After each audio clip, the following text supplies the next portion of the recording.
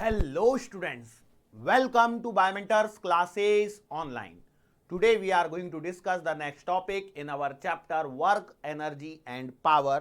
और हम लोग जो डिस्कस कर रहे हैं वो मोमेंटम और एनर्जी से रिलेटेड टॉपिक हमारे पास में चल रहा है। हम लोगों ने stopping of a moving vehicle ये टॉपिक अपना कवर कर लिया है, तो उसमें मोमेंटम के बारे में पढ़ लिया है, काइनेटिक एनर्जी के बारे में पढ़ लिया है और मोमेंटम और काइनेटिक एनर्जी का रिलेशन भी हम लोगों ने देख लिया है।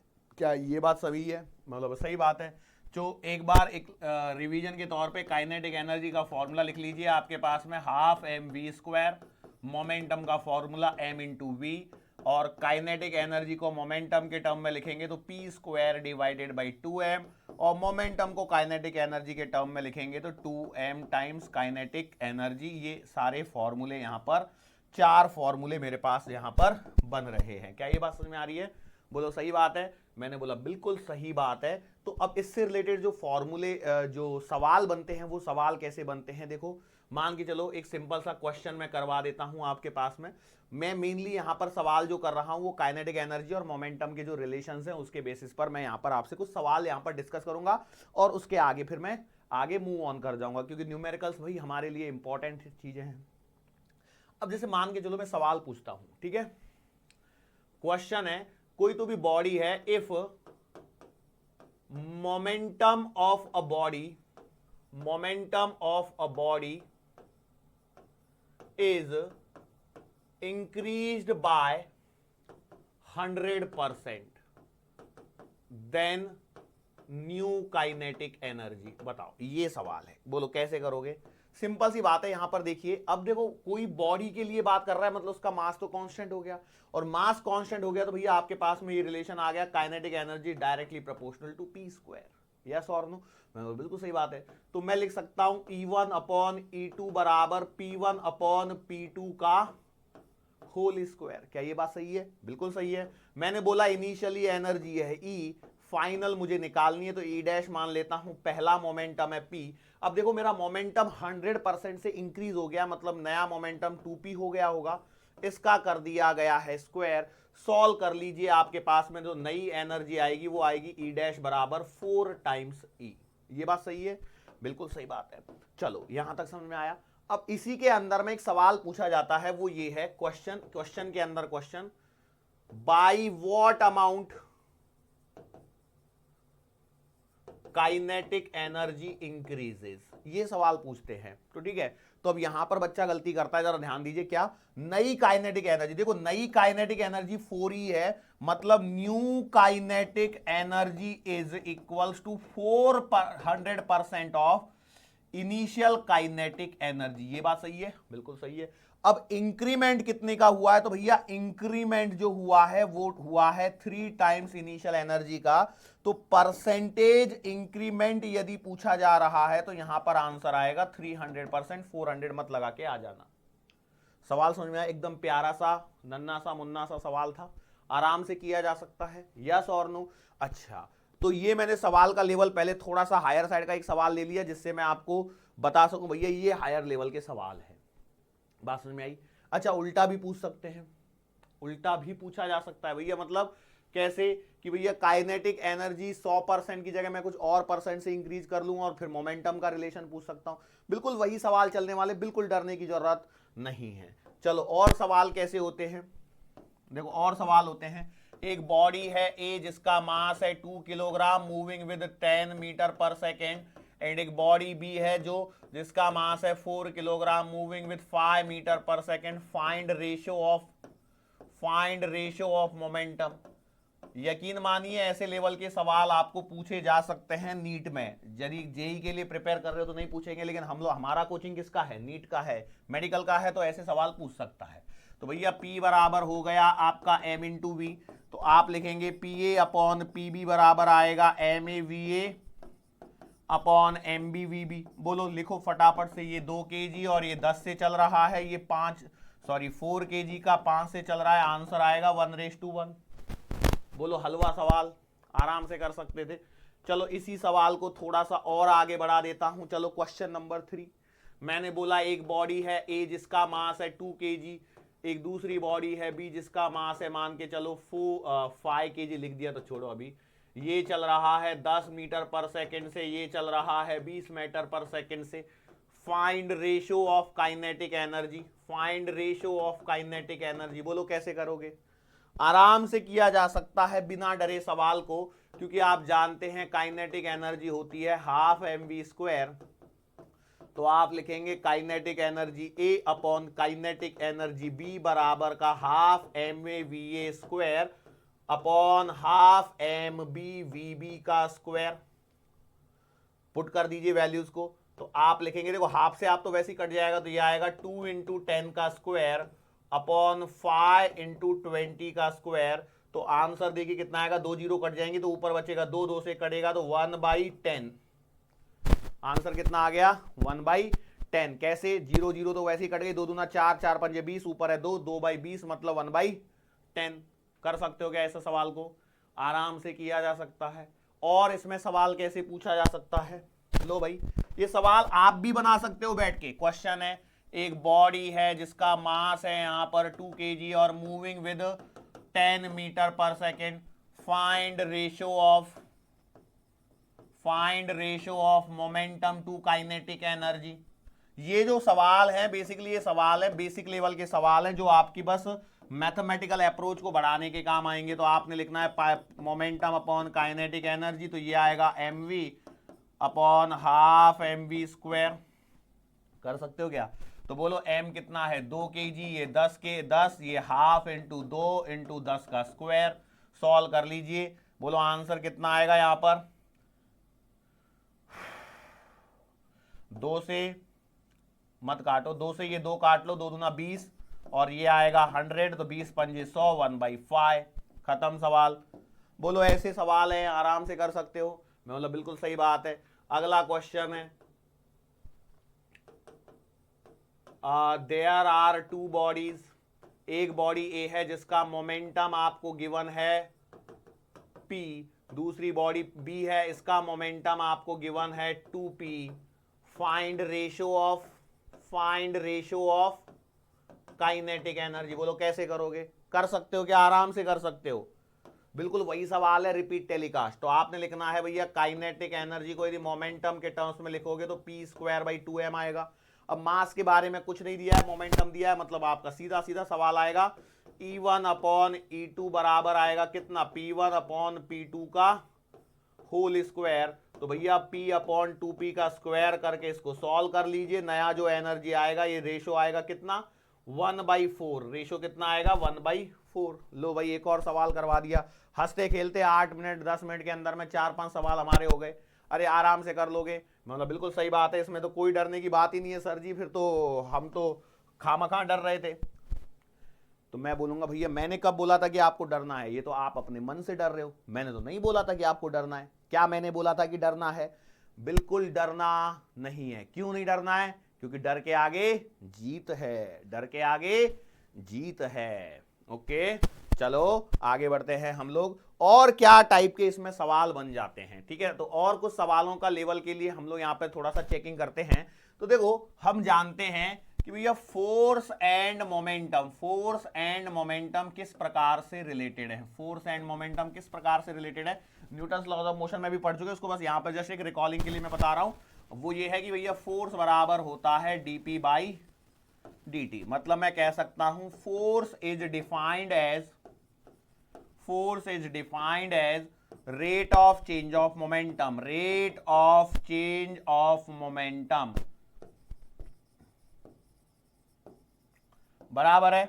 मैं बोला ठीक है। अब मान के चलो यदि मैंने बोला F बराबर 0 हो जाए तो क्या होगा? यदि F बराबर 0 हो जाए तो बताओ क्या होगा? तो आप बोलोगे F बराबर 0 हो जाए तो 0 बराबर आएगा dp/dt।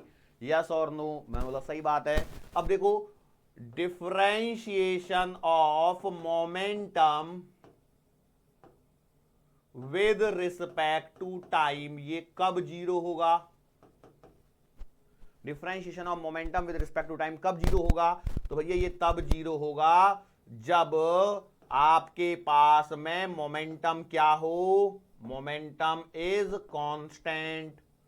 मोमेंटम इज कांस्टेंट, या मैं बोलूं कि मोमेंटम रिमेन्स कांस्टेंट, या मैं बोलूं क्या, momentum remains constant through out. बात समझ में आ रही है भैया? मैंने क्या बोला कि यदि F बराबर 0 हो, फोर्स 0 कब हो सकता है? तो फोर्स 0 है तो इसका डेफिनेट मतलब क्या है? Differentiation of momentum with respect to time is 0। इसका मतलब है मोमेंटम का डिफरेंशिएशन 0 कब हो सकता है? जब मोमेंटम कांस्टेंट हो। इसका मतलब है कि momentum remains constant throughout. तो यहां पर आपके पास में एक वैरायटी ऑफ सवाल निकल के आती है जो बहुत ही इंपॉर्टेंट होती है। ठीक है, इन सवालों को करेंगे हम लोग, डरने की बात नहीं है कि ऐसा मत समझ लेना कि भैया कि मैं छोड़ दूंगा, कुछ नहीं छोड़ने वाला हूं, टेंशन मत लीजिए। ठीक है, तो momentum remains constant throughout. तो momentum remains constant throughout का मतलब है कि यार हम लोग बात कर रहे हैं मोमेंटम कंजर्वेशन के बारे में। हम लोग किसके बारे में बात कर रहे हैं? मोमेंटम कंजर्वेशन के बारे में। हो सकता है आपने लॉज ऑफ मोशन में भी ये सब चीजें पढ़ी हूं, लेकिन इसके अलावा मैं कहूंगा कि सेंटर ऑफ मास वाला, sorry, system of particles and rotational motion के अंदर में जब मैं सेंटर ऑफ मास पढ़ा रहा हूंगा आने वाले लेक्चर्स के दरमियान, तब फिर से ये वाला टॉपिक उठ के आएगा, फिर से हम लोग इसको सॉल्व करेंगे, फिर से वही सारी कहानी करेंगे। लेकिन हो सकता है उस समय हम लोग थोड़ा सा डिटेल में कर रहे होंगे रादर देन अभी। तो मैंने बहुत ही शॉर्टकट टाइप में बात करी है, लेकिन तब हम लोग थोड़ा सा डिटेल में बात करेंगे। तो ये है मोमेंटम कंजर्वेशन। भैया momentum remains constant throughout का मतलब क्या है? Momentum remains conserve. जैसे हम लोग एनर्जी कंजर्वेशन में बोलते हैं भैया total energy initial equal to total energy final, मतलब क्या? Energy conservation. तो यहां पर momentum remains constant throughout का मतलब है momentum conservation that says that initial momentum बराबर फाइनल मोमेंटम। और ये कब हो रहा है? ये तब होता है जब आपका फोर्स क्या हो? 0 हो। बेसिकली मैं यहां पर और थोड़ा सा एक स्टार मार्क लगाना चाहूं तो मैं कहूंगा कि when F external equals to 0, कोई बाहर से लगने वाला फोर्स क्या हो? 0। क्योंकि ये जो F बराबर 0 है, ये जो rate of change of momentum है, ये एक्सटर्नल फोर्स के बारे में ही बतलाती है। फोर्स की डेफिनेशन से याद कीजिए, न्यूटन्स लॉज ऑफ मोशन में जाके when an external unbalanced force is applied, ऐसे वर्ड यूज किया है कि नहीं किया है? तो वही वाली चीज है। मतलब यहां पर हम लोग एक्सटर्नल फोर्स के बारे में बात कर रहे हैं कि बाहर से कोई लगने वाला फोर्स क्या हो? 0 हो तो मोमेंटम क्या होगा? कंजर्व होगा। तो हमारे मन में सवाल आता है कि सर जी यदि कोई फोर्स अंदर से लग रहा हो तो हमें डरने की जरूरत नहीं है, तो हमें डरने की जरूरत नहीं है, कोई टेंशन लेना नहीं है, मोमेंटम कंजर्व रहेगा। जैसे मान के चलो, मैं आपको मोमेंटम कंजर्वेशन के एग्जांपल बताता हूं। मोमेंटम कंजर्वेशन के एग्जांपल जो हम लोग सवालों को सॉल्व करेंगे, मोमेंटम कंजर्वेशन एग्जांपल, कौन कौन से एग्जांपल है जहां पर आपको मोमेंटम कंजर्व करना है? ध्यान रखना। पहला सवाल, bullet fired from gun. Bullet fired from gun, ऐसा जब भी सवाल होता है तो मोमेंटम कंजर्व किया जाता है।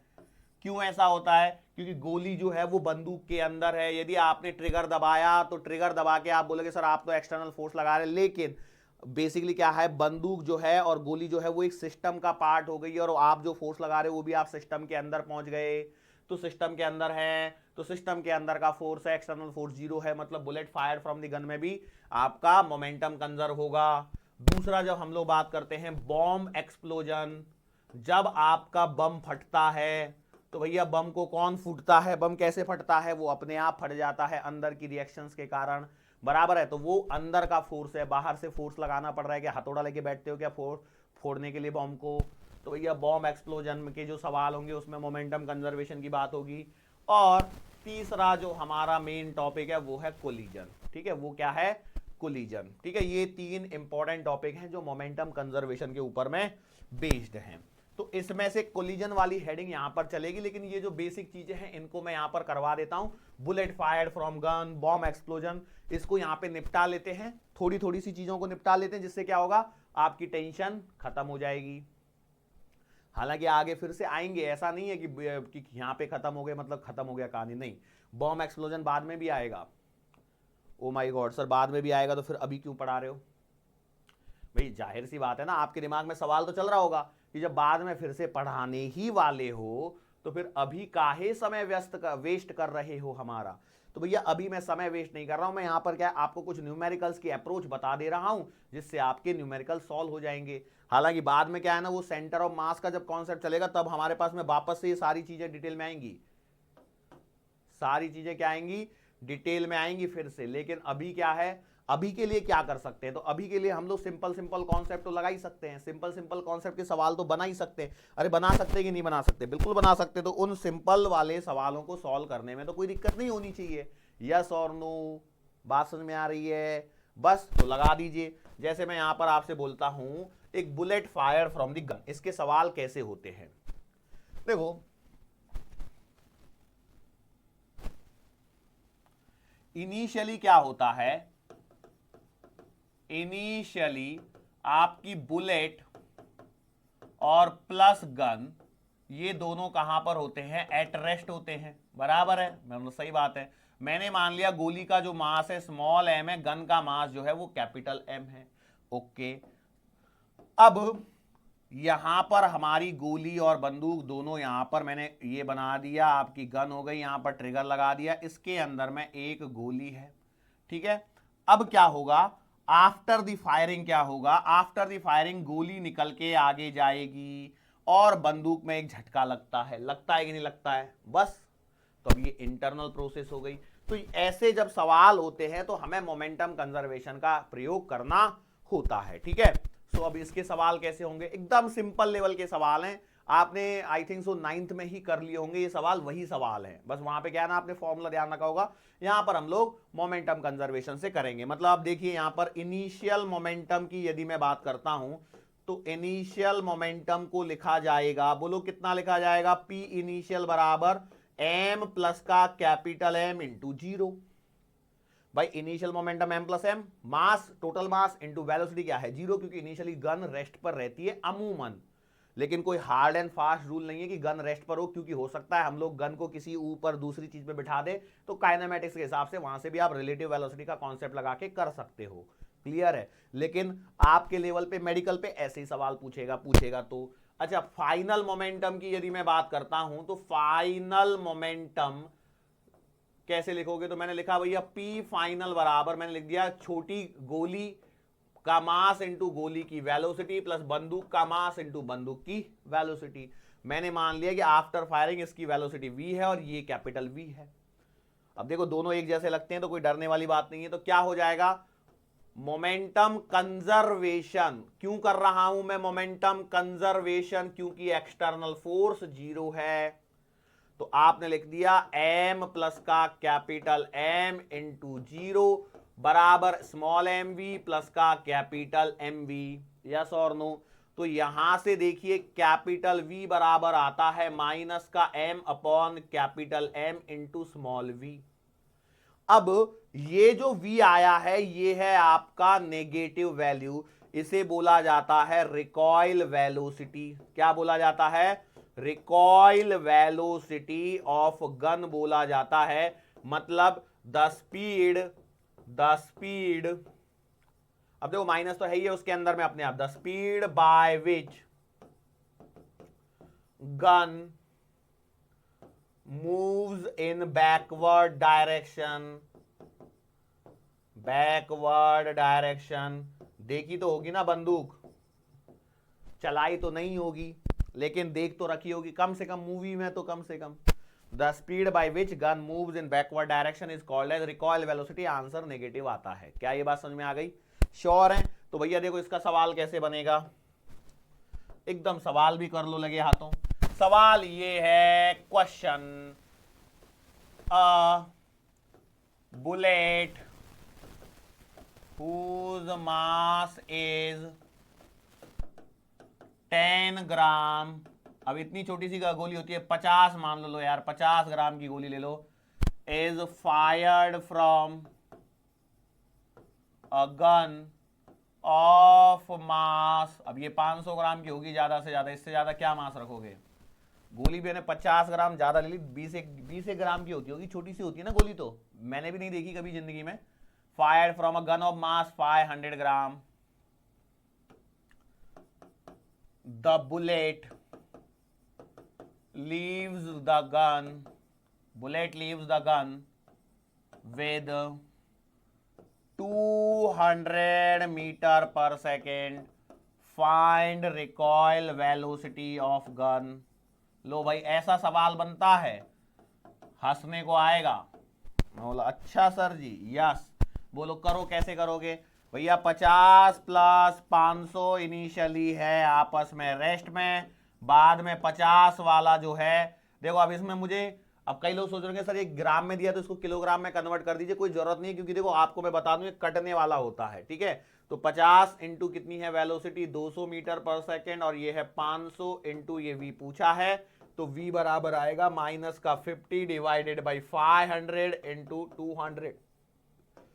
काट पीट कर दीजिए जरा, 0 0 0, तो आंसर आ गया माइनस का 20 मीटर पर सेकंड। मतलब देखिए झटका कितनी तेजी से लगेगा। इसलिए कभी भी जब बंदूक चलाई जाती है तो ऐसे कंधे का सपोर्ट दिया जाता है, और यदि आपका कंधा लूज रखा होगा आपने तो कंधा उतर जाएगा, उतर के नीचे नहीं गिर जाएगा, मतलब यहाँ पे मोच आ जाएगी, फिर आपको वो पट्टी वट्टी करवानी पड़ेगी। हो सकता है कि फ्रैक्चर भी हो जाए, और फ्रैक्चर होने के बाद में आपको अस्थि रोग विशेषज्ञ के पास में जाना पड़ेगा और आपका खर्चा बढ़ जाएगा। तो इसलिए फिजिक्स जिंदगी में बहुत जरूरी है। पहली बार करने जाओगे तो यही होगा। आपने गोला फेंक देखा होगा, क्या बोलते हैं उसको, ऐसे गोला लेते हैं और ऐसे फेंकते हैं, वो आप फेंकने की कोशिश करना, आपका 1-2 मीटर में जाके गिर जाएगा। 5 किलो का लगभग गोला होता है वो, 4.5 किलो के आसपास का कुछ तो भी, क्योंकि पौंड में वजन चलता है ना, तो भैया 450 ग्राम का 1 पौंड हो गया, तो 10 पौंड का मतलब 4.5 किलो के आसपास। 4.5 किलो के गोले को, लोहे का गोला, इतू सा गोला रहेगा, उसको फेंकने की कोशिश करो, कहां तक जाएगा? 1 मीटर, 2 मीटर, 5 मीटर उसमें फैल जाओगे आप लोग। जबकि वो फेंकने वाले दूर तक फेंकते हैं। क्यों? टेक्निक, फिजिक्स सिखाई जाती है उनको। अब वो फिजिक्स करके नहीं सिखाई जाती है, लेकिन उनको बताया जाता है कि ऐसे करना है। क्या बात समझ में आ रही है? श्योर हैं आप लोग? चलो आगे बढ़ते हैं। क्या ऐसा कोई सवाल आएगा तो कर पाओगे? बिल्कुल कर पाएंगे। अच्छा, आगे जो सवाल आते हैं वो आते हैं बॉम्ब एक्सप्लोजन के सवाल को भी कर लो, लगे हाथों। चलो बॉम्ब एक्सप्लोजन, अब बम फोड़ने हैं आपको। अब देखो बॉम्ब एक्सप्लोजन के सवाल कैसे होते हैं, 2D 3D कैसा भी सवाल हो, कोई डरने की जरूरत नहीं है, ठीक है। कैसे? मान के चलो क्वेश्चन को जैसे बोला जाता है, a bomb of mass 3 kg at rest explodes in 2 parts of 1 kg and 2 kg.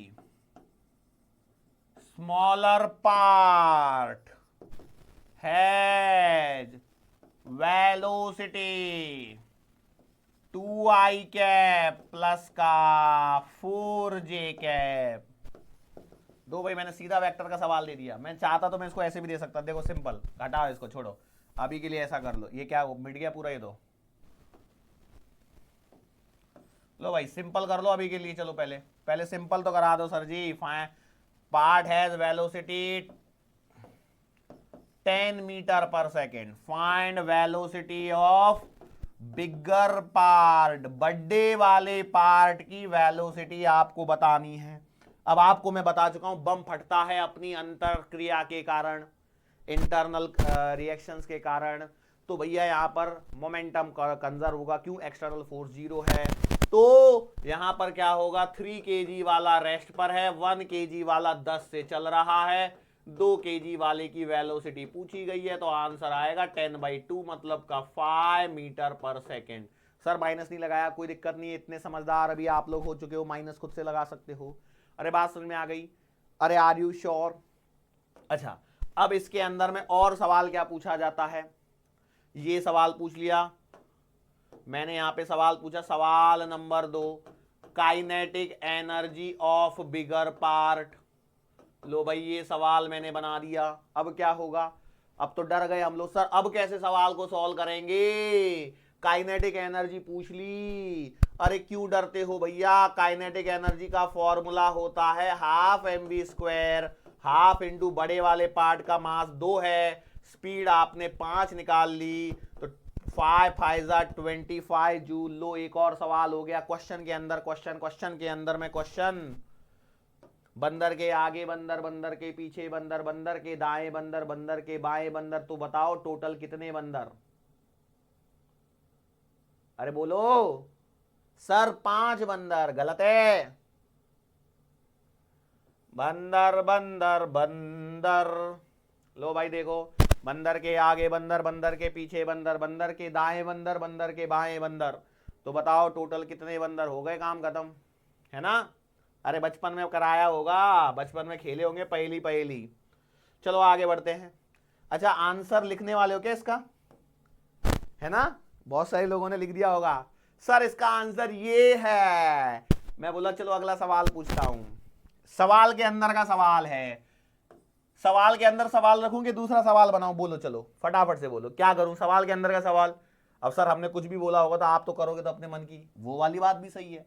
तो मैंने बोल दिया find momentum of bigger part. एक ही सवाल के नीचे सब क्वेश्चन चल रहे हैं भैया। क्यों सर जी? कंजूसी कर रहे हो ना? अरे बोले अब काहे की कंजूसी भैया? पहले तो चौक घिसती थी, मार्कर की स्याही खत्म हुआ करती थी, अब काहे की कंजूसी है? अब कोई कंजूसी नहीं है, बस मैं तो बता रहा हूं कि एक सवाल के अंदर कितने वैरायटी बनाई जा सकती है, रादर देन कि हर एक सवाल को वापस से लिखो, छापो और फिर न्यूमेरिकल बनाओ। That will consume your time only and nothing else will happen. So मैंने सवाल के अंदर सवाल डाला और मैंने आपसे पूछा find the momentum of bigger part. तो भैया जी मोमेंटम का फॉर्मूला होता है मास इंटू वेलोसिटी। तो मास है 2 kg, स्पीड आई है 5, तो मोमेंटम आएगा 10 किलोग्राम मीटर पर सेकेंड। खत्म। लो भाई अगला सवाल, find the ratio of, find the ratio of momentum of smaller to bigger part. छोटे वाले हिस्से और बड़े वाले हिस्से के मोमेंटम का रेशो बताना है, अनुपात बताना है संवेग का।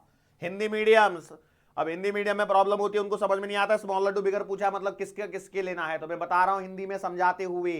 हिंदी भाषियों सवाल ये है, छोटे वाले टुकड़े अपॉन बड़े वाला टुकड़ा, छोटा वाला टुकड़ा बटे बड़ा वाला टुकड़ा, ऊपर में छोटे का नीचे में बड़े का संवेग का अनुपात लेना है। ठीक है, अब तो क्लियर है।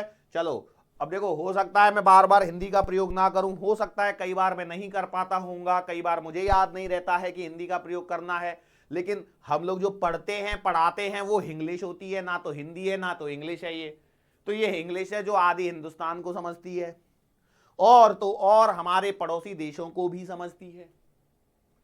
चले जाओ आप पाकिस्तान, वहां इंग्लिश चल जाती है, समझ में आती है। हाँ वहां पर उर्दू के बहुत से शब्दों का प्रयोग कुछ ज्यादा लेवल पर होता है, लेकिन हम कौन से कम है? हमने भी पूरी बॉलीवुड की मूवी देख डाली, उसमें भी बहुत उर्दू शब्द हम लोगों ने भी सीखे हुए, हम कौन से कम है? बहुत से ऐसे शब्द होंगे अपनी बोलचाल की भाषा में जो उर्दू के हैं, लेकिन हमें पता भी नहीं है कि वो उर्दू के हैं कि हिंदी के, हम तो उन्हें हिंदी मान के चलते हैं। लिटरली सेइंग, ट्रूली सेइंग, ये बात सही है। ऐसे हमारे पड़ोसी देश में चले जाओ, नेपाल में, वहां के कितने तो भी लोग यहाँ पर काम करते हैं तो वो हिंदी बोलते, तो हम वहां पर भी हिंदी चली जाती है। अरे नेपाल के लिए तो वीजा भी नहीं लगता। वैसे कई लोग बोलते हैं नेपाल जाके आते, बोलते हैं हम तो फॉरेन जाके आए। और भैया नेपाल और इंडिया का रिलेशन तो पहले ऐसा हुआ करता था, काठमांडू है ना, या वहां पे बॉर्डर एक तो यूपी से लगती है और एक वेस्ट बंगाल से, नहीं वेस्ट बंगाल से नहीं लगती यार, यूपी से तो लगती है ना, यूपी से लगती है। नक्शा तो मुझे भी याद नहीं है मेरे प्यारे।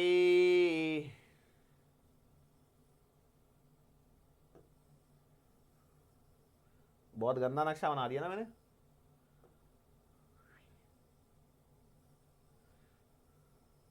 ऐसा कुछ तो भी नक्शा है भाई, है ना, और ये बहुत गंदा वाला नक्शा बनाया है मैंने। शिट, ये भी उड़ा दिया मैंने। वैसे मैं नक्शा क्यों पढ़ा रहा हूं यहाँ पे? हटाओ इसको। सर ये गलत बात है, आपने बना दिया था फिर क्यों मिटा दिया? हम पढ़ क्या रहे थे? अच्छा हम हिंदी पे क्यों आए? ओके समझ में आ गया मेरे को। देखो इसलिए मेरे को है ना अच्छा नहीं लगता टाइम पास करना, सर ये टाइम पास कहा था, इतना तो चाहिए ना सर जी, समझा करो ना हमारी फीलिंग को भी थोड़ा सा तो। मैं बोलूंगा चलो आपकी भावनाओं की कदर करते हुए हम सवाल पे आ जाते हैं। बोलो find the ratio of momentum to of smaller to bigger part. तो भैया पी छोटा अपॉन पी बड़ा, मास ऑफ छोटा, वेलोसिटी ऑफ छोटी, मास ऑफ बड़ा, वेलोसिटी ऑफ बड़ा। बोलो कितना आएगा? छोटे का मास 1, छोटे की स्पीड 10, बड़े का मास 2, बड़े की वेलोसिटी 20, सॉरी 5। अरे 5, तो कितना आंसर आ गया? 1। आंसर कितना आ गया? 1 आ गया। चलो अगला सवाल क्या होगा? सवाल के अंदर में सवाल चल रहा है। अगला सवाल, find the ratio of kinetic energy छोटा टू काइनेटिक एनर्जी बड़ा। बोलो find the ratio of kinetic energy छोटा टू काइनेटिक। ये सवाल है, लिटरली आपको सॉल्व करने को मिलेंगे। देखना प्रीवियस ईयर के क्वेश्चन पेपर उठा के, एक आध दो जगह ऐसा सवाल देखने को मिलेगा आपको। इसलिए मैं बोलता हूं PYQ is very very very very very important. तो आपने लिखना है काइनेटिक एनर्जी ऑफ छोटा अपॉन काइनेटिक एनर्जी ऑफ बड़ा, मतलब आएगा हाफ इंटू मास ऑफ छोटा इंटू वेलोसिटी ऑफ छोटे की square upon half into mass of बड़ा इंटू वेलोसिटी ऑफ बड़े का स्क्वायर, बराबर आएगा हाफ इंटू मास ऑफ छोटा 1 है, वेलोसिटी ऑफ छोटे की 10 थी। बराबर है ना? मैं सबको सही चल रहा है ना अभी तक? नहीं तो पता लगा कहीं मैं ही डेटा भूल गया हूं इतनी देर में। बोलो सॉल्व करो, आंसर कितना आएगा? 1/2 ने 1/2 को मारा, 10 10 100, 50 25, 2 50। आंसर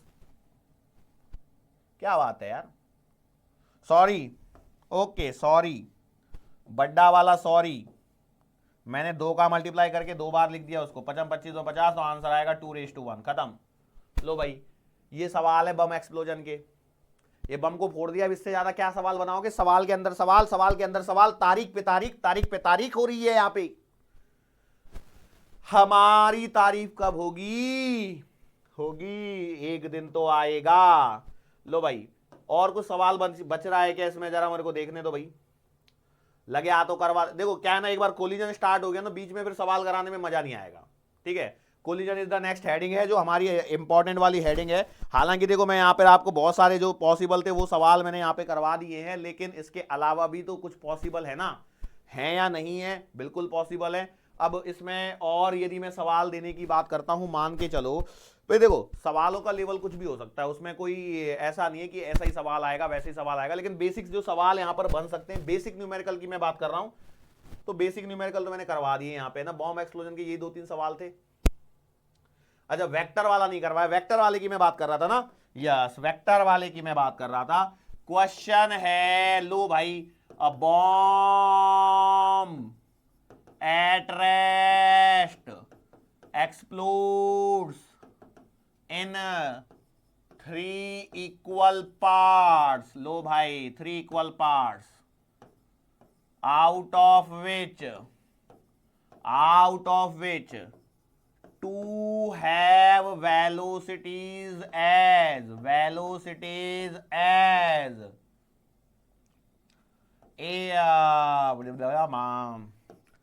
v1 वेक्टर बराबर 2i cap and v2 vector बराबर 4j कैप। कर तो मैं सही दिया हूं, लेकिन लेकिन लेकिन किंतु परंतु परंतु परंतु मैं इसको 3i कैप ले रहा हूं, इसको 6j कैप। एक काम करो, इसको ऐसे भी मत लो। सर ऐसा क्यों कर रहे हो? ना इंसाफ ये ना, ये आपको समझ क्यों नहीं रहे हम लोग? एक काम करो, रहने दो यार, जो भी अभी लिख दिया मैंने लिख दिया, छोड़ो, जो भी होगा देखा जाएगा। Find the velocity of remaining part. Sir आपको थोड़ी इलाज की जरूरत है। मैं बोला क्यों ऐसा सोचते हो? सर आप अकेले ही बड़बड़ाते हो। अच्छा देखो भैया, एक बॉम्ब है जो रेस्ट पर है, वो 3 इक्वल पार्ट्स में डिवाइड हो रहा है। अब उसका मास नहीं दिया तो मैंने मान लिया उसका मास है 3m। ओके, तो भैया आपका आएगा 3m इंटू 0 बराबर m into 3i cap plus का m into 6j cap plus का, ऐसा मत कर देना तीसरे का आंसर 9k कैप लिख दिया, प्लस का m इंटू वी मान लीजिए इसको। क्लियर है? चलो आगे आ जाओ। इसको जब सॉल्व करोगे तो देखो ये तो हटा दो यहां से,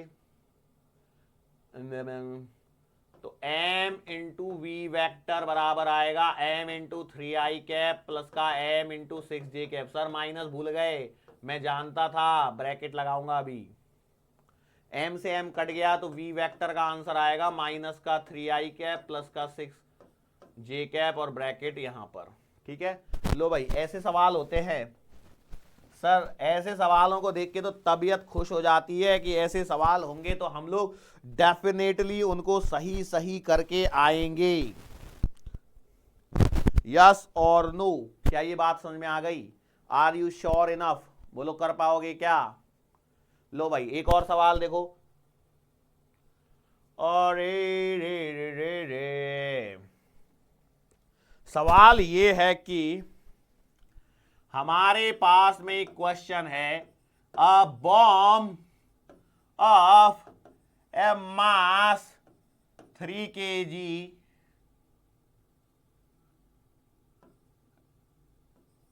एक्सप्लोड्स फ्रॉम रेस्ट। ऐसे नहीं यार, कैसे लैंग्वेज लिखता था, मैं तो लैंग्वेज ही भूल गया। A bomb at rest explodes, okay, a bomb at of mass 3 kg at rest explodes in 2 parts of 1 kg and 2 kg।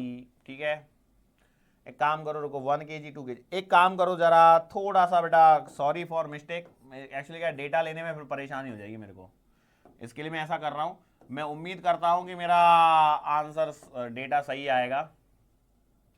Okay चलो, एक बॉम्ब है जिसका मास 4 किलो है, वो रेस्ट पर है, वो फट गया, 2 टुकड़ों में फटा, एक का मास है 1 kg, दूसरे का मास है 3 kg। ठीक है, अब देखो बम फटना कितने लोगों को अच्छा लगता है?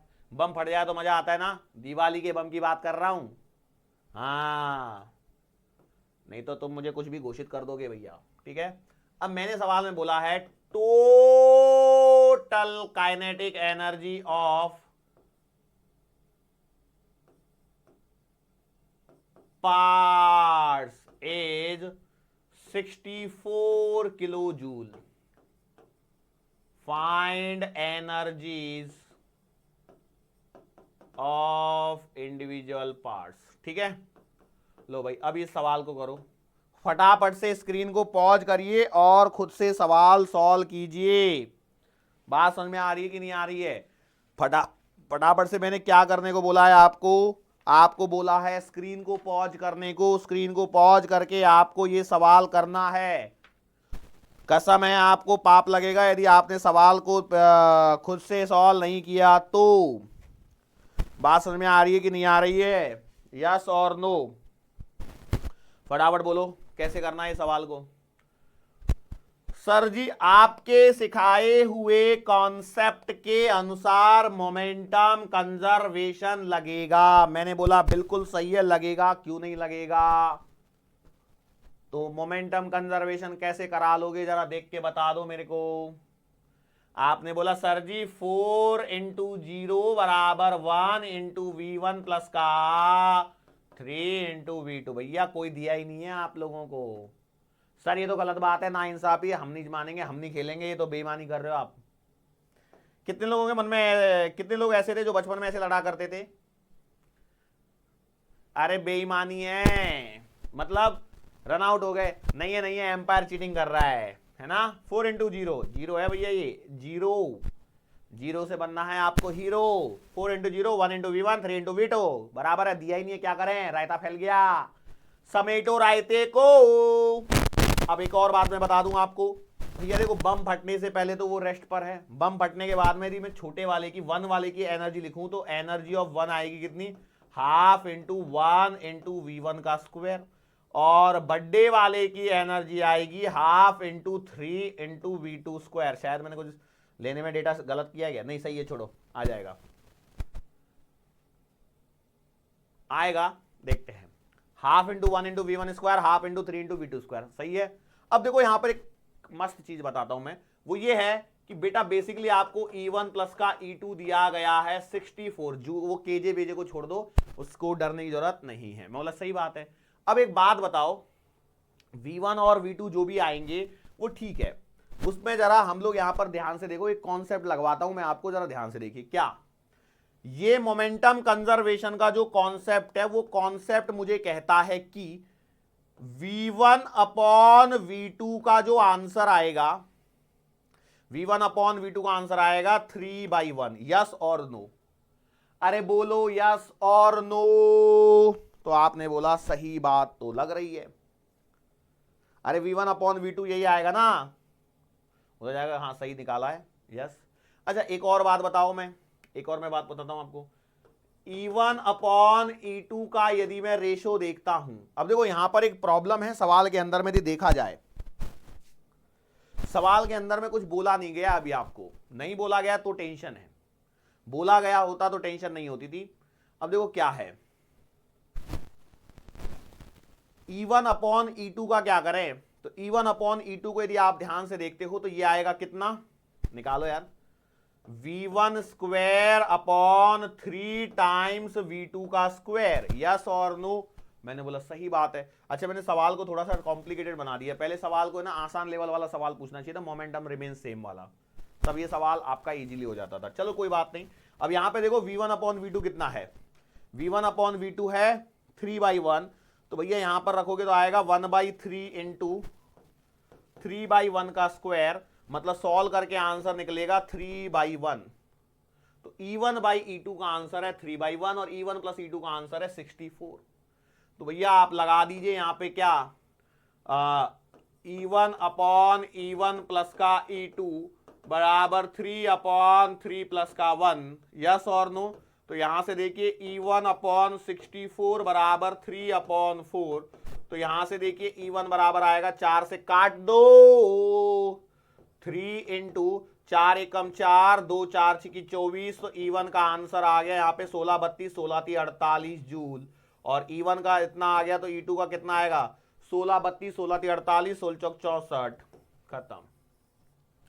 ये सवाल का लेवल था, अच्छा सवाल था, ये डिफिकल्ट लेवल का सवाल था। बेसिकली आपको यदि मैं सवाल पूछना चाहता था, मेरे दिमाग में पहले ये बात आई नहीं कि मैं मोमेंटम कंजर्वेशन से रिलेटेड सवाल पूछना चाहता था, मतलब मैं बोलना चाहता था कि मोमेंटम रिमेन सेम, यही सेम सवाल को आप फिर से रिपीट टेलीकास्ट कीजिए। मैं जानता हूं आप में से बहुत सारे स्टूडेंट के आंसर यहां पर नहीं आए होंगे, लेकिन डरने की कोई बात नहीं है। ठीक है, एनर्जी निकाल ली मैंने सबकी, है ना, 1 kg और 3 kg मैंने सही निकाला। एक बार क्रॉस चेक जरूर कर लेना बेटा, 1 into V1 plus 3 into V2, ये मोमेंटम कंजर्वेशन से किया, तो V1 अपॉन V2 देख लेना, 3/1 ही है ना, इधर में गया V1, इधर में 3V2, तो 3/1 सही है। E1 आपने हाफ 1 V1 स्क्वायर निकाला, E2 हाफ 3 V2 स्क्वायर निकाला, तो V1 square E1 upon E2 का आंसर जो है वो V1 स्क्वायर अपॉन 3, देखो हाफ से हाफ कटेगा, V1 square upon 3V2 square, बिल्कुल सही किया है। V1 अपॉन V2 का मतलब है 3/1, तो 3/1 का स्क्वायर और 1/3 तो साथ में चल रहा है, 3/1 आ गया। तो E1 अपॉन E2 का आंसर है 3/1। E1 अपॉन E2 का जो आंसर है वो कितना है, 3/1 है, 3/1 है, और 3/1 है तो मैंने यहां पे क्या किया, कॉम्पोनेंटो डिविडेंडो का एक ये फॉर्म है योगांतरानुपात का, E1 upon E1 plus E2 बराबर 3/3 प्लस 1, E1 अपॉन 64 3/4, ये सॉल्व किया तो आंसर इतना आ रहे हैं। यस और नो? अब यदि मैं यहां पर बोल दिया होता, मान के चलो कि इसी सवाल को करते हैं, मैंने इस सवाल के अंदर में सेम, देखो पहले तो स्क्रीन पे लिखे हुए पूरे सवाल को लिख लीजिए, फटाफट लिख लिया। अब इस सवाल के अंदर में यहां पे बताना है कि इफ, इसके अंदर में एक लाइन ऐड करनी है, if momentum of both parts are same, both parts are same, तो उसके बाद find the energies of individual parts. तो ये सवाल फिर से सॉल्व करना है, तो अब क्या हो जाएगा, अब इस सवाल को कैसे सॉल्व करोगे, सेम सवाल है, देखो मैंने बोला बस एक्स्ट्रा एक लाइन बढ़ा के आपको इस सवाल को सॉल्व करना है।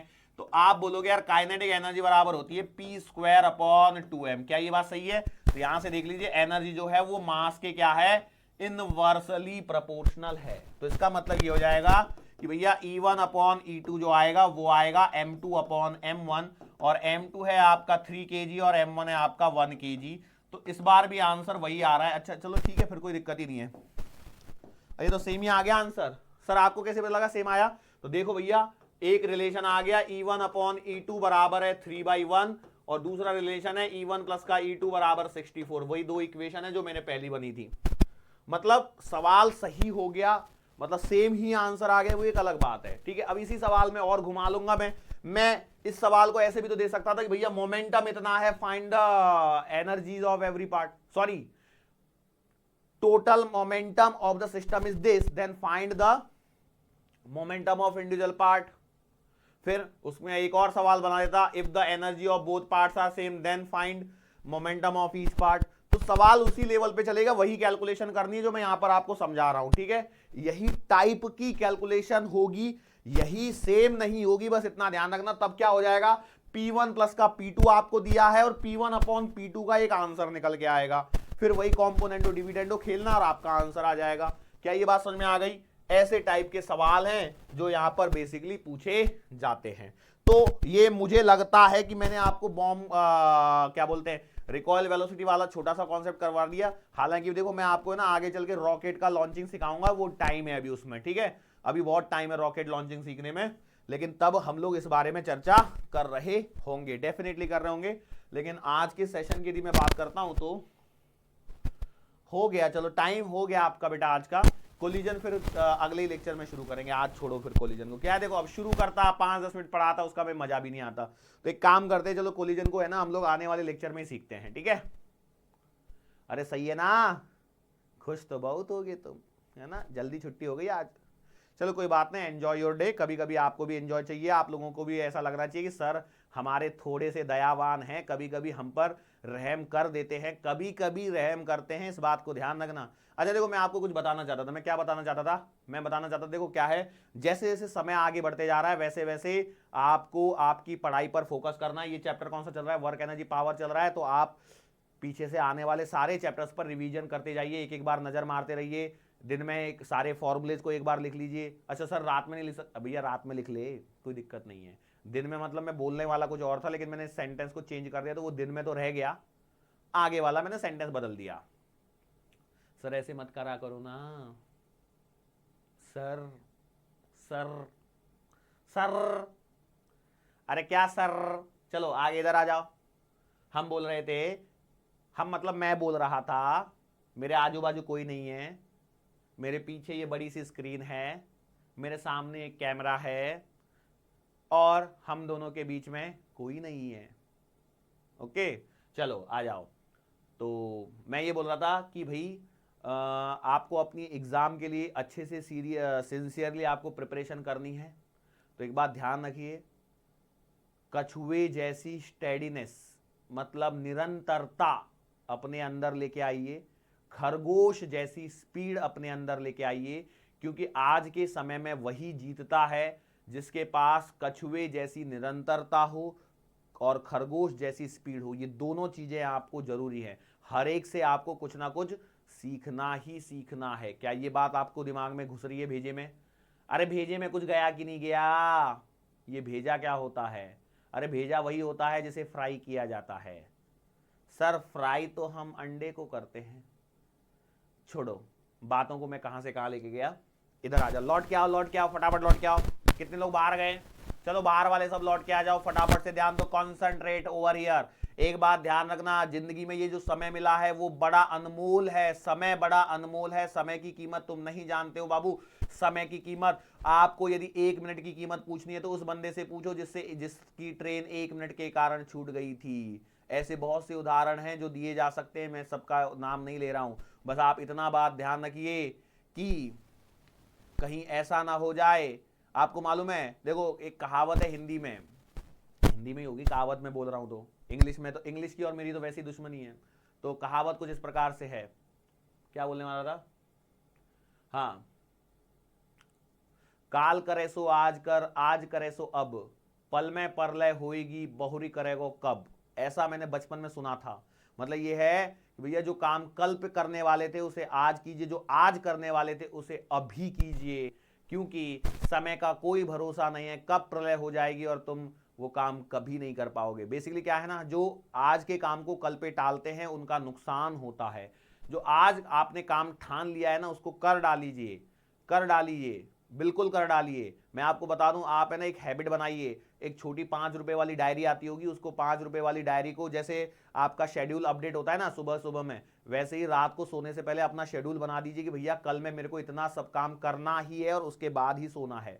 तो शेड्यूल में जो जो चीजें लिखा है उन्हें लिखिए, और उन्हें जैसे जैसे टास्क खत्म होते जाए, भैया मुझे 10 लेक्चर देखने हैं तो 10 लेक्चर देखने हैं, मुझे इतनी डीपीएस सॉल्व करनी है तो वो सॉल्व करना है, मुझे इस चैप्टर के इतने क्वेश्चंस बनाने हैं तो मुझे बनाने हैं।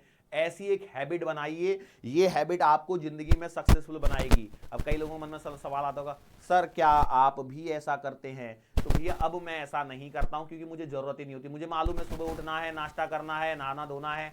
सर पहले नाश्ता किया बाद में नहाए धोए, अरे क्या फर्क पड़ता है? बातों को मत पकड़िए, उसके पीछे के भाव को समझिए। उसके बाद ऑफिस आना है, दिन भर ऑफिस में रहना है, घर शाम को घर जाना है, खाना खाना है, सोना है, खत्म कहानी, यही जिंदगी है। आपके लिए क्या है बेटा? आपको आपके कॉम्पिटिटिव एग्जाम के लिए पढ़ना है। तो सर आप नहीं पढ़ते? अरे भाई अब मुझे पढ़ने की जरूरत नहीं होती है, अब मुझे नहीं पढ़ना होता है। मुझे क्या करना होता है? मुझे तो आना है, आपके सामने खड़ा होना है और बोल दो टॉपिक, चालू हो जाओ। सॉरी क्या बोलते, पटर पटर, ऐसे नहीं, ऐसे नहीं, कैसे चालू हो जाओ? हेलो स्टूडेंट्स, और चालू हो जाओ। बात समझ में आ रही है? ओ ऐसा भी है क्या? हाँ ऐसा ही है। अब बोलोगे तो थोड़ा बहुत एक बार नजर मार लेते हैं भैया कि आज क्या पढ़ाना है, कोई न्यूमेरिकल वगैरह देख लेते हैं कि डेटा वगैरह। हालांकि देखो वैसे भी आपने बहुत बार देखा होगा कि मेरा डेटा बहुत बार इधर उधर फंसता ही है, उसका रीजन यही है। और कि अब कई लोग बोलेंगे तो सर प्रिपेयर कर लिया करो। प्रिपेयर कर भी लेते लेकिन तब तक वो डेटा याद नहीं होता है, कई बार भूल जाते डेटा। हालांकि नोटबुक्स नोट्स सब कुछ रेडी है हमारा, ऐसा नहीं है कि हमारे नोट्स कहीं बाढ़ के पानी में बह गए। हालांकि बह गए थे, ऐसा नहीं है, बह गए थे, उनको हमने ये किया है थोड़ा थोड़ा सा।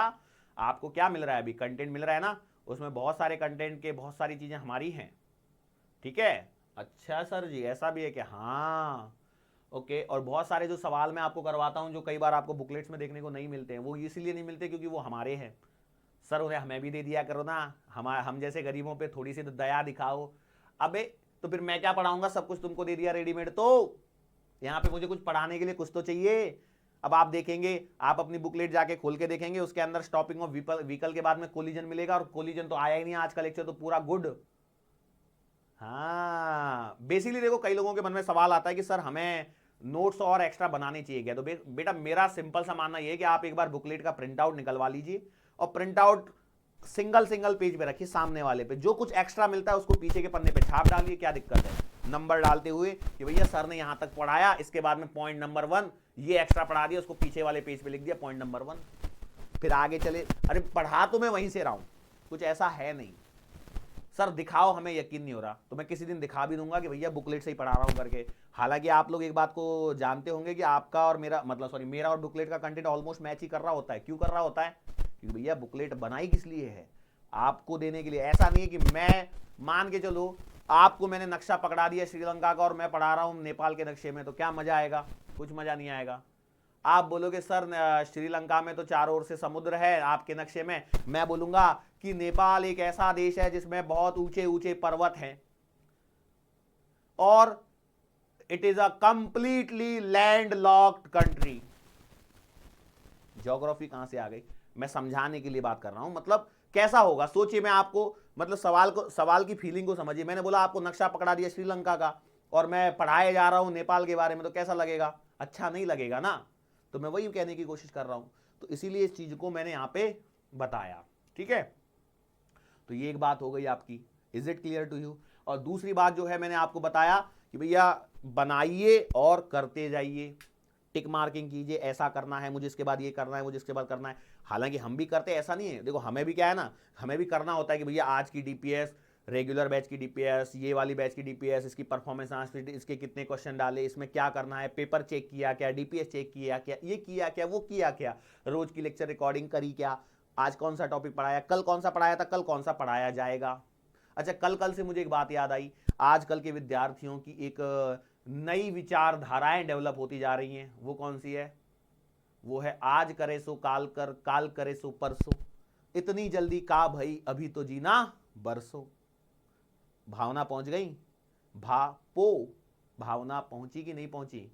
यस, वही मैं कहने की कोशिश कर रहा हूं। मतलब मैं ये कहने की कोशिश कर रहा हूं कि भैया आज के काम को कल पे मत टालिए, जो आज का काम है उसे आज ही खत्म कीजिए। सर झटका लगा, सर मेंटोस खा के आए हो क्या? नहीं बेटा, ऐसी कोई बात नहीं है। क्या है ना, देखो एक जैसी ट्यूनिंग पे, देखो आपको मालूम है ईसीजी में भी स्ट्रेट लाइन का मतलब है आदमी मर गया।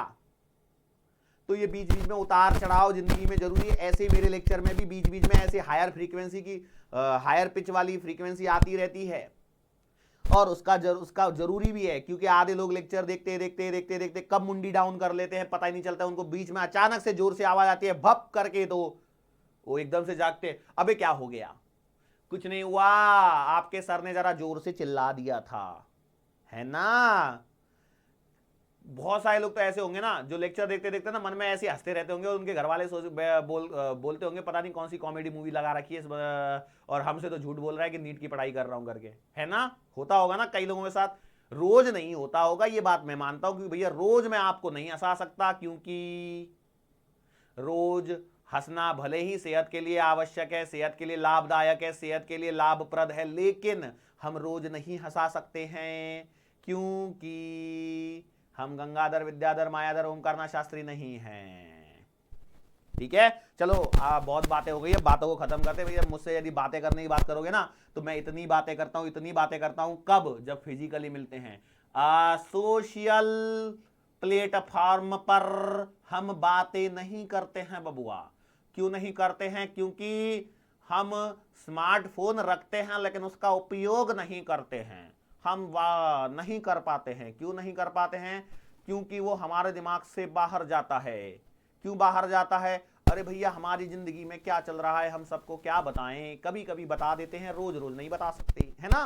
तो भैया हम आपको भी यही सलाह दे रहे हैं, रोज आज हम सुबह गुड मॉर्निंग उठ गए, भैया रोज सब दुनिया उठती है, आपने उठ के कोई नया काम नहीं किया है। नया काम तो हम तब माने जब आपने एक दिन में 2 चैप्टर फिजिक्स के निपटा दिए, पूरे एक दिन में 500 सवाल एक चैप्टर के बना दिए, या 2 चैप्टर के मिला के फिजिक्स के 500 सवाल कर दिए, तो हम माने कि आपने कुछ किया है। नहीं तो आपने उठा सोशल प्लेटफॉर्म पे फेसबुक पे गए और बोला कि टुडे आई वेंट टू सब्जी मंडी purchase 2 kilogram potatoes with 1 kilogram tomatoes. क्या जिंदगी है ये? अपडेट करने की चीज तो नहीं है ना। बात समझ में आ रही है? सो लाइफ के उन एक्साइटेड मोमेंट्स को सिर्फ कैप्चर करने में मत लगे रहिए, उन्हें एंजॉय कीजिए, लेकिन वो एंजॉय तब करना जब आप देखो। फेसबुक पे अपडेट करने लायक चीज मैं आपको बताता हूं, वो ये है कि जब आपका नीट का पेपर हो जाएगा और नीट का रिजल्ट जिस दिन आएगा उस दिन आप फेसबुक पे चिल्ला चिल्ला के बताइए आई गॉट सेलेक्टेड, या I got that much of number of marks, I got 700 out of 720, I got 720 out of 720, I got 690 out of 720। उसको बताने की खुशी अलग होगी, और उस खुशी को देख के जो जलने वाले रहेंगे उनकी जो जलेगी उसमें भी आनंद अलग ही आएगा। उस खुशी को एंजॉय कीजिए। इस छोटी छोटी खुशियों को क्या बताते हो? बात समझ में आ रही है? अरे बात समझ में आ रही है मैं क्या बोलने की कोशिश कर रहा हूं? भावनाएं पहुंची या नहीं पहुंची, भावनाएं पहुंचनी चाहिए। भावनाओं आप तैयार होके मत चले जाना, नहीं तो पता लगा सर ने मेरे को बोला था जाके कत्ल करके आ जाओ। भैया ऐसा नहीं बोल रहा हूं, मेरी अब मैं वर्ड्स भी नहीं यूज करूंगा, नहीं यूज ही नहीं करना है। मतलब अब बोलेंगे कैसे फिर इसको? ऐसे नहीं बोलेंगे तो कोई बात नहीं। कई लोग सोच रहे होंगे कितना कंफ्यूज आदमी है भाई ये, इसको खुद को ही नहीं मालूम बोलना क्या है और क्या नहीं बोलना है। कैसा होता है देखो, एक बात बताता हूं मैं। अपनी मतलब हम जब अपनी मस्करी करते हैं, मस्करी का मतलब हम अपना जब मजाक उड़ाते हैं तो चल जाता है भैया, किसी दूसरे के बारे में कभी कुछ नहीं बोलना चाहिए, क्योंकि ये बुरी बात है। ठीक है, बुरा मत देखो, बुरा मत बोलो, बुरा मत सुनो, बुरा मत करो भी मत किसी का बुरा। ठीक है, आप अपनी जिंदगी को जिए। वैसे देखो मैंने आपका आज का 15 मिनट आपका वेस्ट कर दिया। 15 मिनट में मैंने 5 मिनट मोटिवेशन की बातें करी होंगी और 10 मिनट की फालतू बातें कर दी होंगी। अब मेरे इस मोटिवेशन से आप लोग भी पक गए होंगे, तो मैं भी यही चाहता हूं कि भैया आज के सेशन को यहीं पे समाप्त किया जाए। आपको टाटा बाय बाय अलविदा सायोनारा सब कुछ बोल दिया जाए, और आज के सेशन की समाप्ति यहां पर होती है। मुलाकात फिर से होगी अपनी आने वाले अगले लेक्चर के दरमियान। सो तब तक के लिए